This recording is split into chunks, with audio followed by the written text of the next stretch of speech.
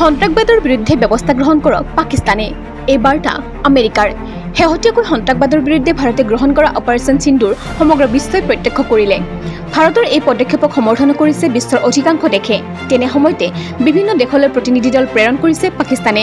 উদ্দেশ্য সন্ত্ৰাসবাদ সন্দৰ্ভত পাকিস্তানৰ স্থিতি প্ৰকাশ কৰা। এই প্ৰতিনিধি দলটোক শক্তিশালী বাৰ্তা দিছে আমেৰিকাই। পাকিস্তানত সক্ৰিয় হৈ থকা সন্ত্ৰাসবাদী সংগঠন জেইচ-ই-মহম্মদৰ বিৰুদ্ধে ব্যৱস্থা গ্ৰহণ কৰিবলৈ এই দলটোক আহ্বান জনাইছে আমেৰিকান কংগ্ৰেছী ব্ৰেট শাৰমানে।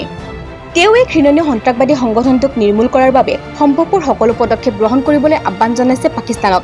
একে সময়তে পাকিস্তানৰ ধৰ্মীয় সংখ্যালঘুসকলৰ সুৰক্ষা সুনিশ্চিত কৰিবলৈ আহ্বান জনাইছে। পাকিস্তানে সন্ত্ৰাসবাদৰ ক্ষেত্ৰত নিজৰ স্থিতি প্ৰকাশ কৰিবলৈ কেইবাখনো দেশলৈ প্ৰতিনিধি দল প্ৰেৰণ কৰিছে। শশী থাৰুৰৰ নেতৃত্বত ভাৰতীয় প্ৰতিনিধি দল ৱাশ্বিংটনত থকাৰ সময়তে পাকিস্তানী প্ৰতিনিধি দলো আমেৰিকাত উপস্থিত হয়। পাকিস্তানী প্ৰতিনিধি দলটোৰ নেতৃত্বত আছে বিলৱাল ভুট্টো জৰ্দাৰী। এই দলটোৱে বৃহস্পতিবাৰে ৱাশ্বিংটনত ব্ৰেট শাৰমানক সাক্ষাৎ কৰে। সেই প্ৰতিনিধি দলটোক পাকিস্তানত সক্ৰিয় হৈ থকা সন্ত্ৰাসবাদী সংগঠনৰ বিৰুদ্ধে ব্যৱস্থা গ্ৰহণৰ পৰামৰ্শ দিয়ে আমেৰিকাই।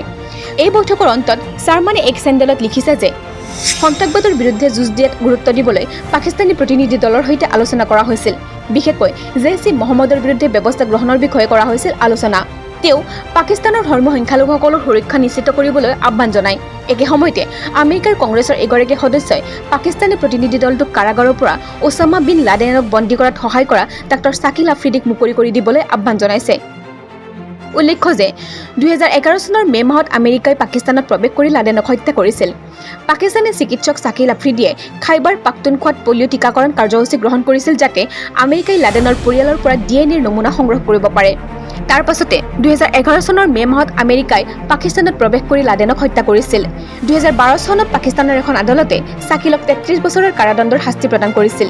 এইবাৰ শাৰমানে পাকিস্তানী প্ৰতিনিধি দলক তেওঁক কাৰাগাৰৰ পৰা মুকলি কৰি দিবলৈ আহ্বান জনাইছে। News desk report, TV9 Assam digital.